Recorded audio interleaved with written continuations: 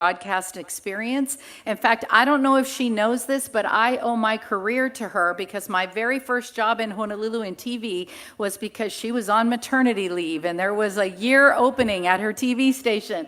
That led to 23 years for me, so thank you, Catherine. Again, she's here and she's currently the host of The Conversation, a daily news show on Hawaii Public Radio. Catherine is proud to have weathered not one with winds clocked at 185 miles an hour and knows a thing or two about risk and resiliency. Welcome, Catherine.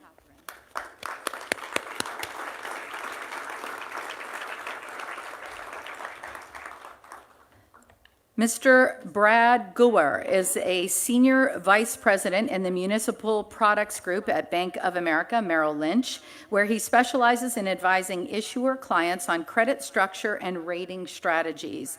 Important to this conversation, where municipal bond raters are increasingly looking at climate change risk and city bond ratings, Brad has over 25 years of experience in municipal finance, assigning and maintaining ratings on municipal credits in 26 states. He also previously served as a senior member of the rating committee. Aloha, Brad.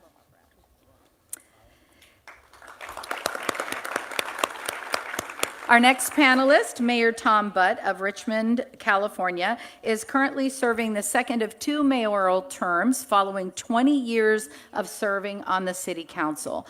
Mayor Butt serves on numerous regional and statewide boards and commissions that deal with planning, transportation, housing, and environmental issues, from sea level rise to the smoke from California's fire season and other environmental challenges. Mayor Butt has led Richmond during a time of change. Aloha, Mayor. Thank you for joining us. And our third panelist, Mayor LaToya Cantrell of New Orleans, Louisiana, served as president of the Broadmoor Improvement Association, which assisted in neighborhood redevelopments following Hurricane Katrina. Through her leadership, Broadmoor is now considered an international model for disaster recovery. Mayor Cantrell was elected to City Council in 2012, and in May 2018, she was sworn in as the first female mayor of New Orleans. So congratulations.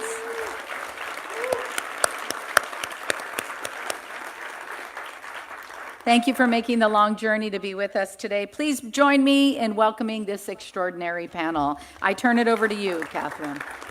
Oh, am I missing one more? Oh, I'm sorry.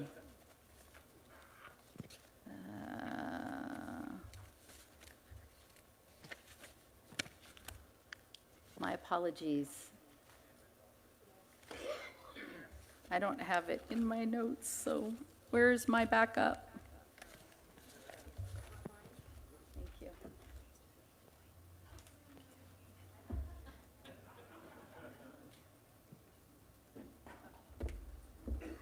Samantha, my sincere apologies to you. Samantha Medlock is a former Willis Towers Watson Senior Vice President and North America lead for the Capital Science and Policy Practice. Thank you very, very much. Forgive me, I will make it up to you with a big hug after this.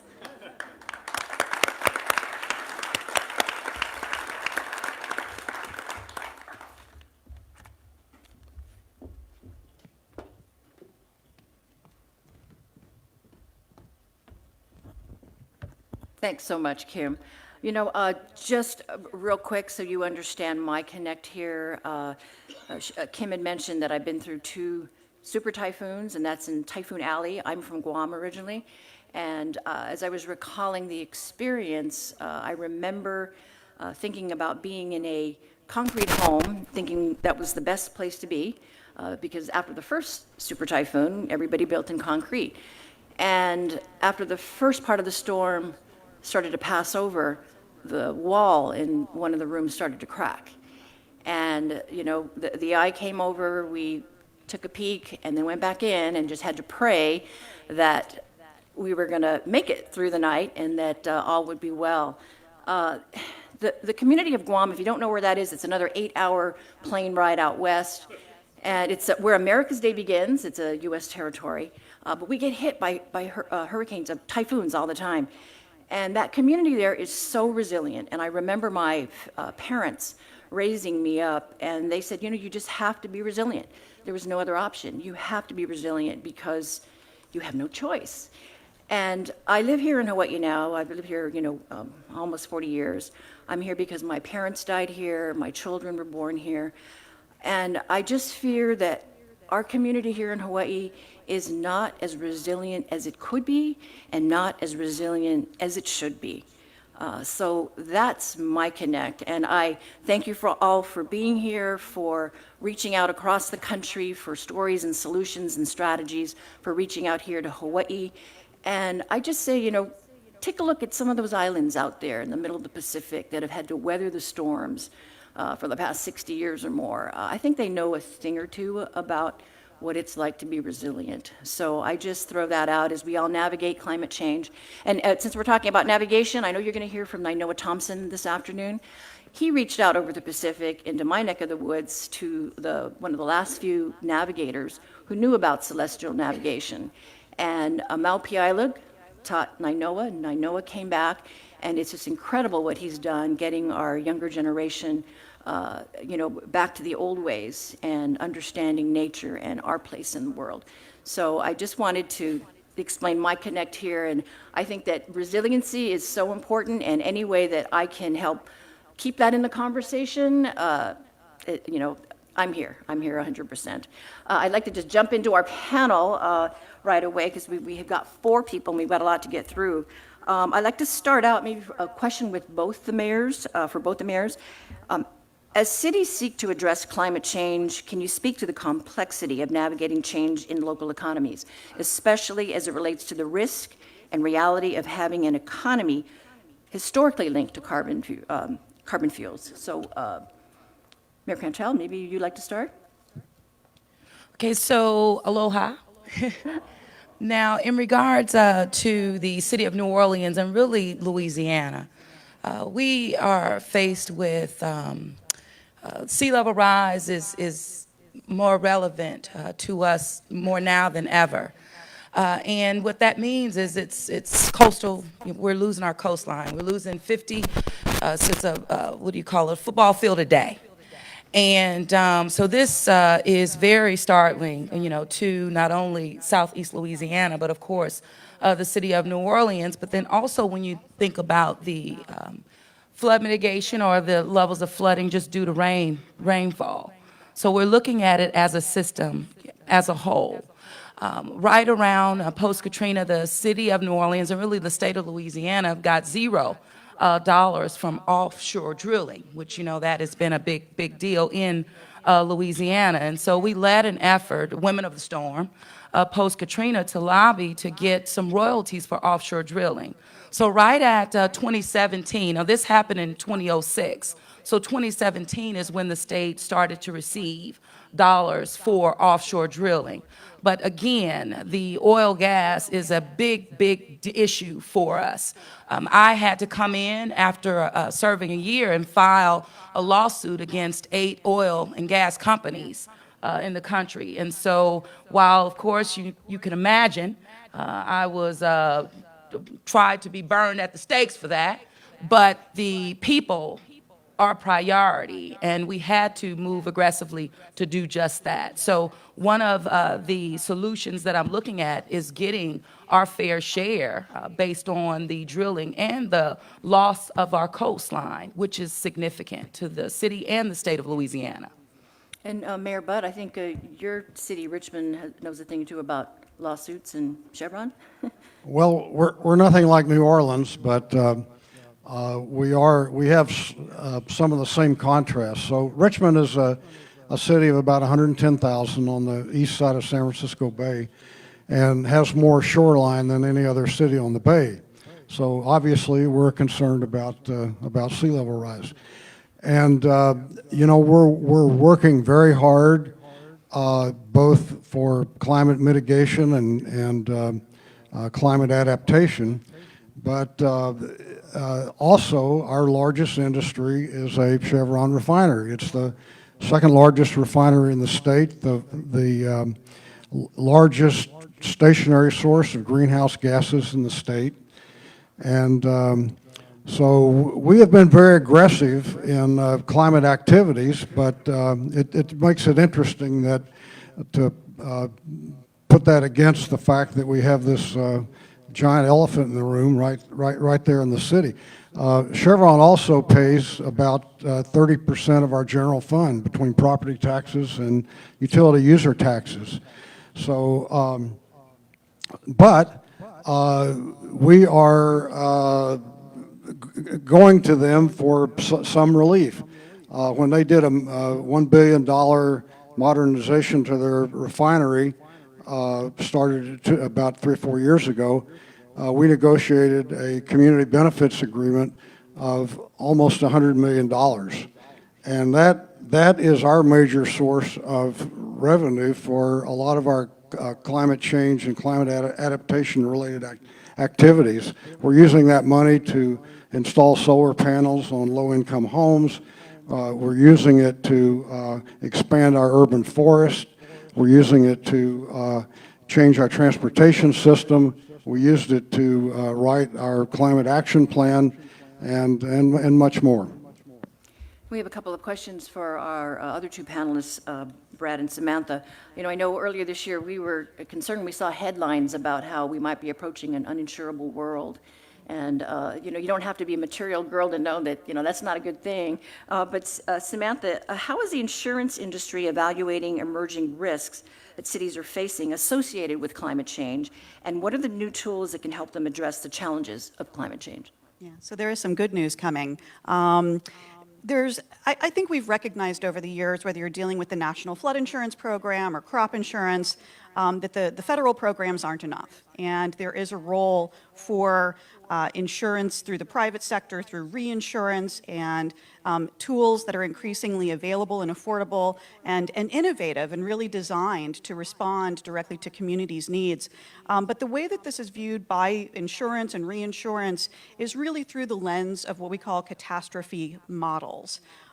These are models that look at risk. They can look at a risk on a single asset or risk across an entire portfolio of assets, like every asset that a community owns, all of your public buildings or your infrastructure, your public housing, and look at the ways that either natural hazards or other stressors can be affecting damage.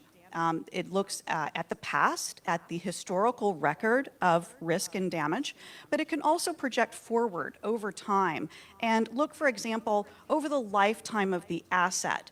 If we're looking like at a wastewater treatment plant or a bridge, what are the flood risks that are posed to that piece of infrastructure? And what are the ways that that risk can be transferred into the private market in the form of insurance?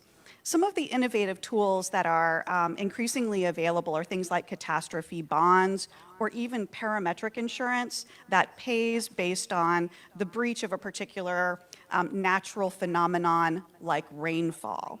So rather than insurance paying based on the damage that an asset suffered, insurance can actually pay based on the number of inches of rainfall that you got, or how strong the earthquake was, or how many days you've gone without rain in the case of a drought. So parametric insurance is something that's getting a lot more attention along with catastrophe bonds, not only for ways that they can help cities address the financial needs that they have after a disaster, but also for the ways that they can harmonize with things like the National Flood Insurance Program or crop insurance. And is that pretty much available to everybody? It is absolutely available to everyone, and there are, believe me, no shortage of insurance leaders through brokers or carriers or reinsurers that are really standing ready to help state and local governments and regional entities think through their options and access opportunities to lay off risk into the private markets or to tap investment through the capital markets in ways that are very tailored for what each local government most needs. The other thing I would note is that this is not only solutions for big cities. In fact, frequently smaller or more rural communities, smaller to medium-sized communities, are really well poised to go to these markets and access insurance and access investment. They can be a little bit more nimble, quite honestly. But it works very well, obviously, for big cities, too. But I wouldn't want mayors or leaders of small to medium-sized communities to feel like catastrophe bonds or other forms of insurance or investment are not available to you. These are solutions that actually came out of emerging markets in Asia and in the Caribbean and in Africa. There's no reason they don't perform extremely well here in the United States. All right, and our next question for Brad.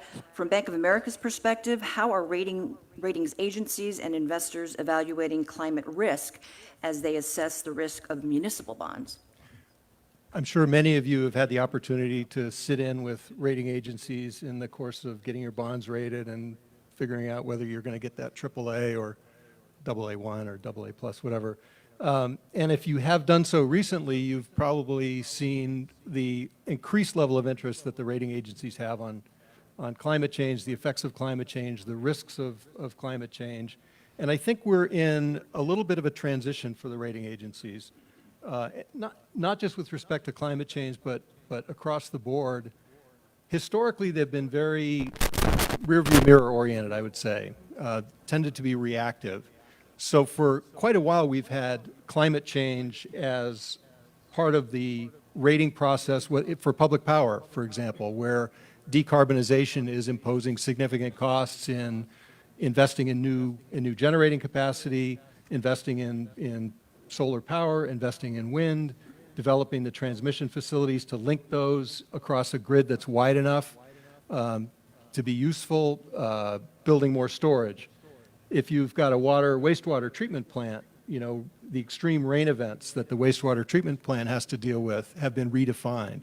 And so the rating agencies have been pretty good at gradually sort of incorporating those, if you want to call them climate response expenditures, into their models, into the way they evaluate municipal credit. I think what's happening now, though, is really to piggyback on something Samantha said, is that climate modeling and proactive risk identification and risk mitigation strategies are becoming more and more part of the conversation. And rating agencies have always had a tremendous interest in what they call management or management skill. And I think the best evidence that you can show as a community leader is that you've assessed the risks. You've done, no one knows for sure what those risks are. No one knows the magnitude. No one fully understands the exposure, but the information is getting better.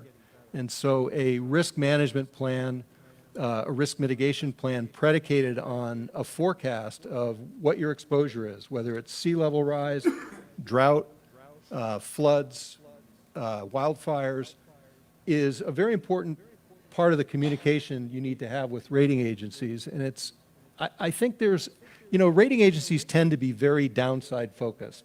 They are not optimists by disposition. So they're looking at the financial downside and the downside risk of climate change and the cost of climate change, the cost of recovery, the cost of adaptation. But I think there's a good story there as well. There was a study done by, I think it's the National Institute of Building Sciences, that the Pew Institute just reported on a couple days ago, that talks about the returns to investments in resiliency, in disaster-proofing infrastructure, and how a dollar spent on creating a more robust infrastructure yields multiples of that in terms of savings after an event occurs. So and in addition to that, I think there is, Mayor Garcetti referred to the growth in jobs, the economic development that has been occurring as a result of the green transition. So I think there's room to kind of tell that story and tell it more effectively and not make it simply about, we understand that we've got to buy more insurance. We're going to have, we've got to spend a couple $2 billion hardening our transit system, relocating our wastewater treatment plants. There's another side of the story that I think needs to be told as well. You mentioned when you came in, it was in the middle of the deluge that we had the other night, And we were chatting about how it was unusual to have that much rain this time of the year. And we had lightning strikes, 3 lightning strikes in one night, which is highly unusual for Honolulu. But, you know, you've got to adapt and, you know, understand the risks involved. For Mayor Cantrell, can you speak to the shift in the prioritization of green energy at the Finance Authority of New Orleans and the interactions the authority is having with private financial institutions? Right. Well, the city of New Orleans, particularly in this post-Katrina environment, a real focus has been just not, of course, on resiliency, but what does that look like? Living better with water. Whether it is encouraging people to raise their homes, whether it is the city now leading nationally in households that have adopted or adapted to solar, which is a big deal. The Finance Authority now only approves loans that are tied to those flood mitigation practices. So that is energy efficiency has to happen. Solar, all these pieces have to be in the home that is looked to be purchased. And so no loans will be given unless the properties are, again, meeting these new standards of green infrastructure. And it is aligned with how the city is just pushing green infrastructure really across the board, learning again, capturing that rainwater, diverting it from your drains, cisterns that are, you know, in schools, even teaching our people, hey, your flood water can become, or your rainwater can become your neighbor's flood water. Stop, paving your backyards. We even have an incentive program to remove pavement and to put impermeable pavement. So this has to be something that we've taken on across the board, particularly not just dealing with coastal erosion, but just flooding due to rainwater and crumbling infrastructure. Our infrastructure was put in place when Eisenhower was president. I have pipes bursting that are 114 years old. And so we have had to take on new strategies, not just with FANO, but just across the board, teaching our people that we have to learn how to live with water, but it starts really with us where we live, and we have to take it very seriously because we are flooding due to just, as you mentioned, the rainfall here. The same thing is happening.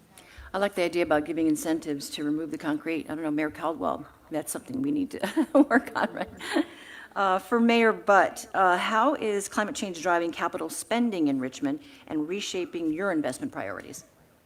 Well, in the private sector, climate resilience is pretty well built into planning codes and building codes in the San Francisco Bay Area. So any new project that has the potential for future inundation has to build that into it, and that obviously increases costs. So that's something that's happening right now. In the public sector, we're fortunate in California that the state has been so aggressive about climate change. Most of the public infrastructure and public-private partnership projects have been financed by the state through cap and trade funds. In Richmond, we've gotten cap and trade funds to build affordable housing near transit, which helps take vehicles off the road. We've used it to build parks and complete streets, again, to encourage people to walk rather than taking vehicles. So I think in the future, the state of California and some really big bond issues locally are going to pay for a lot of this infrastructure, and it's something that's already happening. All right, and Sam, from a market perspective, how are insurance companies valuing natural infrastructure like coastal wetlands and the services they provide as it relates to reducing the impacts of extreme weather events? It's an exciting area, and it's been so encouraging over the last probably 10 or 20 years to see real advancements in the ways that we can measure biological function and actually identify the ways that intact, healthy, functioning ecosystems are providing services. When I was a senior advisor in the White House in the previous administration, working on President Obama's Act on Climate and the Climate Action Plan, there was a real need to be able to take those measurements and performance measures of ecosystems and embed that into the design of federal programs and priorities. And by being able to measure, for example, the ways that a coral reef system can be attenuating the effects of coastal storms, the ways that wetlands can be addressing filtration needs, addressing pollutant runoff, and as well as absorbing floodwaters, the ways that forests can also perform to protect water quality and attenuate the risk of wildfires. We've all known that instinctively, right? We know the intrinsic value that these ecosystems have, but what has been challenging is how we measure that, how we attach metrics to it, and actually monetize it into markets. And there have been real advancements on that front. I would point to, for example, the coral reef off Quintana Roo, where Swiss Re, a reinsurance company, and the Nature Conservancy and other risk managers and brokers have come together to find ways to measure the performance value of the Mesoamerican reef and the protective services that it provides for tourism and other coastal commercial activities, and turn that into parametric insurance protection to pay out in the event of a storm that damages that coral reef. The liquidity will be available to get out there, make those reef repairs within hours and days of the damage, when it is most important to restore the coral reef system so that it can get back to healthy, thriving protection for the shoreline, but also attracting tourism. So that is one model that I think can be examined and replicated with things like coastal mangroves, but also coastal and inland wetlands and forests. And Brad, if you could talk about some of the financing tools that are available to cities that can be leveraged to address a changing climate and support investment in resilient infrastructure. I think to date, the biggest source of revenue for this kind of improvement has been user fees and taxes. And I think we're reaching the point, though, where the user fee, asking water and wastewater customers to pay more and more and more, we're starting to get into the range where affordability is a significant issue. And so one of the things we need to do is begin to rethink some of the rate structures that we have for, whether it's electric power and paying for that reserve capacity to deal with interruptible green supplies, providing some sort of mechanism that allows low-income water and wastewater customers not to be burdened with undue shares of their income. So that's one technique that's maybe a little bit away from financing, but is going to allow the continued use of user fees as a source of capital funding for the kind of improvements we're talking about. We're seeing, California is one of many states that has approved the use of stormwater charges, and I think a well-designed stormwater charge can provide incentives to de-harden, if you will, or get rid of some of the pavement that creates runoff, that creates storm surges that otherwise has to be dealt with in much more expensive containment and treatment facilities. The city of New York Water, some years ago developed an artificial wetland as a way of containing stormwater runoff to avoid the need to construct, a multi-hundred million potential containment and treatment facility for stormwater runoff. Other things are out there, though. I mean, we're in terms of revenue. Clearly, carbon taxes have been a source of revenue to develop infrastructure improvements. Samantha mentioned catastrophe bonds, which are a source of liquidity in the if you're thinking about the recovery phase. The MTA in New York, which suffered a tremendous amount of damage from storm surge during Hurricane Sandy, has now routinely taken out catastrophe insurance as a way of providing liquidity in the event of an adverse event. Something else that New York City is doing and other communities are exploring are congestion fees. We talk about decarbonizing, we talk about improving air quality and getting people out of their vehicles. New York City, actually the New York State Legislature this past year enacted a very sweeping plan to provide for congestion charges that will impose a toll on every vehicle that comes within, I guess it's if you're familiar with Manhattan, below 60th Street. Anywhere in Manhattan, there'll be a charge. And the idea is twofold. First of all, it's expected to raise $15 billion for transit improvements, but in addition, it's expected to change behavior and begin to drive people to those transit alternatives, which fortunately in New York are actually fairly usable. Well, I think the challenge is getting the buy-in from the communities. You know, there's going to be pushback on a lot of these ideas. We're coming to the end of our time, but if we can get both mayors to close on this question. As the risk to cities increase as a result of climate change, what do you think cities should be prioritizing as it relates to ensuring more resilient infrastructure and, as important, resilient communities? Well, prioritization is an interesting question, and it recently turned on its head. So here we are, a waterfront city, right? No brainer. We're concerned about sea level rise. But last year, the Northern California wildfires put so much smoke down into the Bay Area that schools were closed, University of California closed, businesses were closed, and all the stores ran out of N95 masks. So we really had a crisis, and it was something that really upset, you know, all segments of the economy. And we never thought about that. We thought wildfires, that's somebody else's problem. That's way up there. And now the new policy for our investor-owned utility, PG&E, is that if climate conditions are right, and there's danger of one of their power lines sparking a fire, they turn the whole system off. And they don't just turn a town off. They'll turn several counties off, and that includes us. So within a year, we went from worrying about nothing but sea level rise to now we're part of the wildfire problem. You know, we're not going to have a wildfire in Richmond, but we're part of that problem. So, you know, these things change, and they're always unexpected. And I think that's gonna happen to everybody that's planning. What you're planning today might not be what you have to plan for tomorrow. What I will add is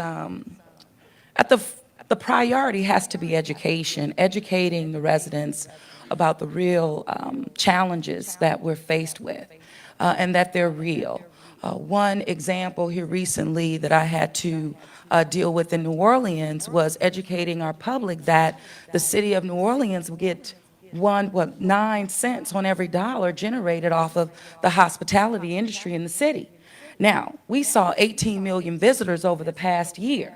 That's 48 visitors per one resident in the city. But yet, having the industries tell us, deal with flooding. Well, hey, you need to pay your fair share.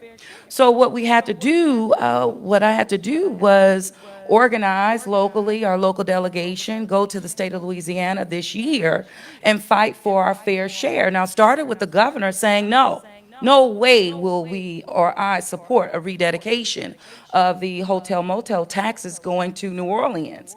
Well, little did he know, he said that statement. We had a playoff game playing Philadelphia, and the toilets weren't flushing in the hotel rooms.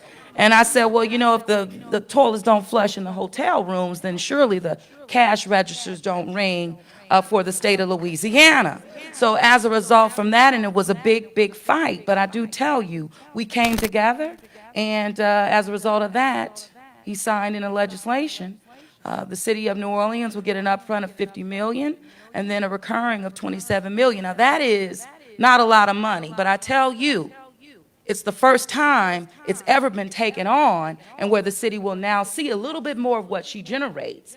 And she is the backbone of the state of Louisiana. So this has empowered our people in a way to where they're now understanding not only their voice, but how we have to do things differently to get the resources, but make sure that those dollars are reinvested in the infrastructure that we all truly depend on.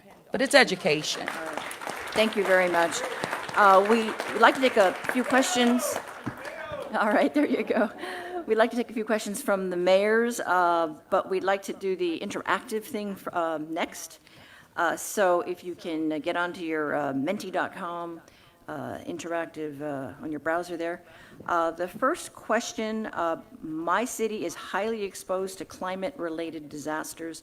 Please rate on a scale from strongly agree to strongly disagree. And as folks are answering that, I don't know if there are any mayors out there that have a question for our panelists. We have one down here. Hi, Dominic Fapoli. I'm a mayor of Windsor. A lot of this seems to be geared towards the bigger cities. I'm a mayor of a city of about 30,000. This is kind of I guess, a bright side comment and then question about it. So my city, while we're only 30,000, I try to find unique ideas of what we can do to tackle it. So we actually built big stormwater basins to protect against flooding. And then this year we built the largest floating solar field on the West Coast. And that's not per capita, it's like the largest one on the West Coast. And it's now providing renewable energy for 90% of all of our civic programs. We didn't pay a cent for it, so we made a 25-year agreement lease with another company, and it's still saving us a quarter off of our utility bill. Is there a reason why a lot more cities aren't doing this? Because we paid zero down for our infrastructure, and it's saving us like millions of dollars, and we killed our greenhouse gas. I'm not bragging, but just sharing.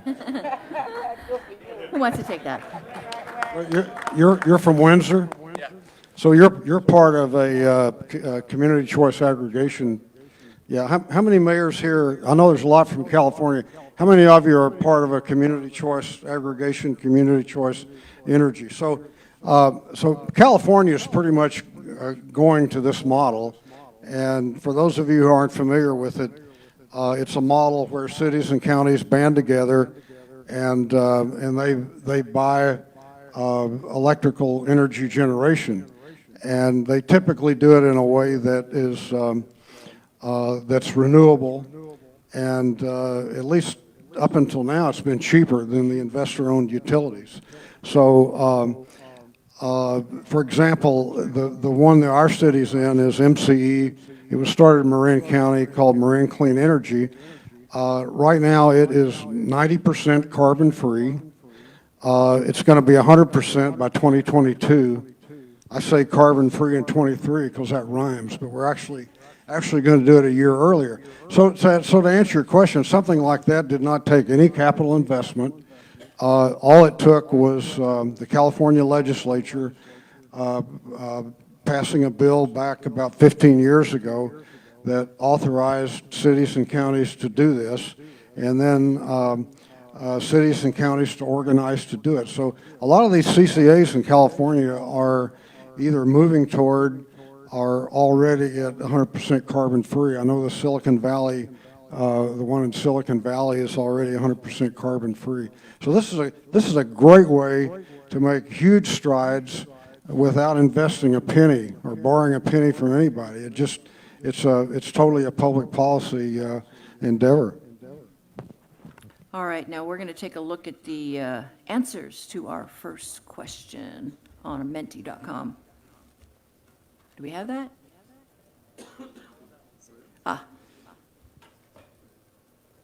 3.9. Reaction from our panelists?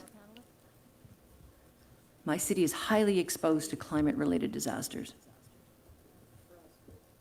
Well, I'll lead us off. I guess I would say it's encouraging that there is that recognition that's out there, and I think more and more, whether it's after Katrina, after Sandy, after the 2017, 2018, and now this year's disasters on the Mississippi and Missouri and through the Midwest, I think more and more mayors and communities are recognizing that kind of there, but for the grace of God, go all of us. That there is exposure that's out there. But again, I think the good news is with all of that information, I think is coming also more data to be backing public campaigns to invest in stronger infrastructure, to adopt stronger building codes, to make different land use decisions, or to go tap private markets. So that's a lot of recognition, though. 3.9 is really impressive. It certainly explains why you're all in this room. I would have to agree. I think, well, I think we get it. I think we're woke at this point. And I also believe that we can look at just other opportunities. For example, we had a parks millage come up in the city of New Orleans for renewal. And of course, they wanted my support for this millage. And I said, the only way that I'm going to support it is, one, you begin to collect water in these parks instead of being a runoff. And so I got fully behind it. It passed with 71% of the vote. But on the front end, the people were like, oh, no way. But once the parks were even going to be held accountable for that additional public dollar, then we're getting a win-win. So I think just looking at opportunities where they are and make something happen. Make them do something different. Okay. All right, well, let's go to the second question. How is your city insured against climate change? Self-insurance, private insurance, combination, parametric, or not sure? So, and while you're doing that, we'll see if there are any other questions from our mayors. I guess they're all busy typing in their answers. Oh, question here?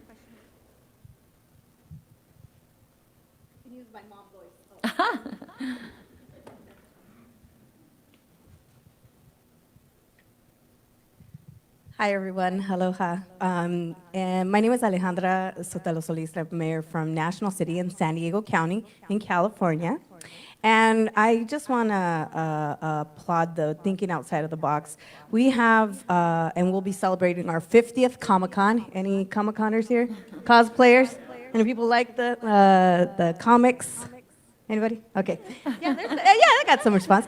Well, it was interesting because there was one segment and one panel that talked about and invited local mayors from the region to speak about how many times in movies their city was destroyed and how, if that were to really happen, how you could rebuild. And there's so many real life stories that I guess those mayors actually took from. But I'd be curious, I know the mayor from New Orleans mentioned the playoff game, but of the other people on the panels, what other outside of the box thinking, and again, you know, whether it be water collection or Comic-Con or any other venue that you can think of that's outside of the box that can really kind of enlighten us to press others, you know, to have the buy-in of the climate change and really, you know, invest in our cities up front as opposed to being so reactionary. Thank you. Who wants to take that? Anybody? I could throw out a couple of ideas. For folks that have been a part of this work long enough to remember Project Impact, anybody? Project Impact? Yeah, I see one hand. Boy, the good old days. So Project Impact was an initiative several administrations ago, primarily led by FEMA, but it was a way of getting recognition, visual recognition for communities that were leaning in on disaster resilience. And it was not like a particular thing that a city had to do. It was very tailored to what worked best in your community, but there would be plaques that you could put on City Hall. My community is a Project Impact city. There would be signage, you know, when you drive into your community that says you are driving into a Project Impact community. And I think it's that sort of an initiative that really gives communities recognition for the leadership that's being shown, but in ways that are tailored to what works best in your community. If that's about, you know, an annual festival for your river to help people understand not to drive through flooded roadways, then go with it, run with it if that's what works. But finding ways to tailor and motivate your populace around the major deliverers of message in your community, I think is really effective as well. It might be your broadcast meteorologist or a particularly charismatic science teacher or, you know, whoever are those influencers, maybe clergy, that are important influencers in your community around the delivery of messages about climate resilience and carbon mitigation. But I think finding ways to tie that perhaps to an annual event is something that we've seen be really successful. Unfortunately, Project Impact went by the wayside, but we'd love to see something like that get revived. All right, and then let's go to our Menti results. How is your city insured against climate change? Panelists, you want to weigh in on what you see here? Lots of self-insuring. Yeah. So what's the takeaway from that, you think? I'm more worried about the not sure. Fair enough. Yeah. Yeah, indeed. That's exactly right. Yeah, the mayor said it best. What I take from these numbers is a fair amount of relying on federal disaster aid, which is very concerning. I think we need look no further than the experience of communities through recent years' disasters to know that there's a lot of uncertainty associated with relying on federal aid. You don't know what you're going to get. You don't know when you're going to get it. You don't know what hoops you're going to have to jump through. So hopefully if we were to do this poll again next year, we would see a lot less not sure and maybe a little bit less self-insuring. We worry about that a little bit too. I would add also that, you know, if you're relying on, let me back up half a step, because going back to the rating agency, my own rating agency background, we were used to looking at the effects of natural disasters as being transitory. FEMA will come to the rescue, private insurance will come to the rescue, they'll be rebuilding, and in fact, you know, in the long term, everybody's better off because you get rid of all that old infrastructure and FEMA pays to rebuild it for you, and we're all in great shape. One of the things that's been revealed with some of the severe events of the last 5 or 6 or 10 years is that the federal aid is not worth much or is not very helpful unless there is the local and state administrative presence and infrastructure to be the first responders. It's become very clear that FEMA's role is not as a first responder, but as a, you know, to funnel resources. And so it doesn't absolve, you know, having FEMA back there doesn't absolve you of the need to have a well-developed mitigation plan and to be fully prepared, to have your own, as a city, to have your own financial reserves, to be able to have liquidity in the event that services are disrupted, you're paying more for recovery, you're going to get interruptions in your tax base. So you need to be prepared to take the lead and then hope that FEMA eventually, and hopefully sooner rather than later, steps in and provides the resources to backstop. But recognizing also that those programs are cost reimbursement, you know, so you have to have that up front in order to make it happen. And if you don't have the up front, it doesn't happen. So it does speak to the need for reserves and how do you figure out, and that match that's also required as well. Well, here's another way of looking at that hasn't been talked about, at least today. We are one of a number of cities and counties that have active lawsuits against the fossil fuel industry for the costs of adapting to climate change. I don't know, are there any other mayors here who are part of that? Yeah, there you go. Imperial Beach, right? Okay, so this is kind of a unique approach, but it's one that is going forward so far, and I would like to give a shout out to Policy Resolution 65, which is up in front of the conference this week, supporting cities' rights and efforts to mitigate climate change damages and protect taxpayers from related adaptation costs. And of course, the fossil fuel industry is fighting it big time. But anyway, this is something that, you know, people ought to be looking at. It's not exactly insurance, but it's certainly a potential source of revenue to help pay for this huge cost that we're all facing. You alluded to it before, talking about, you sued some oil companies, right? 8, yes, There you going go. on right now, There you go. yes. They said, oh, you know, we do Jazz Fest and we do French Quarter Fest. I said, how about do some wetlands and coastal restoration projects? All right.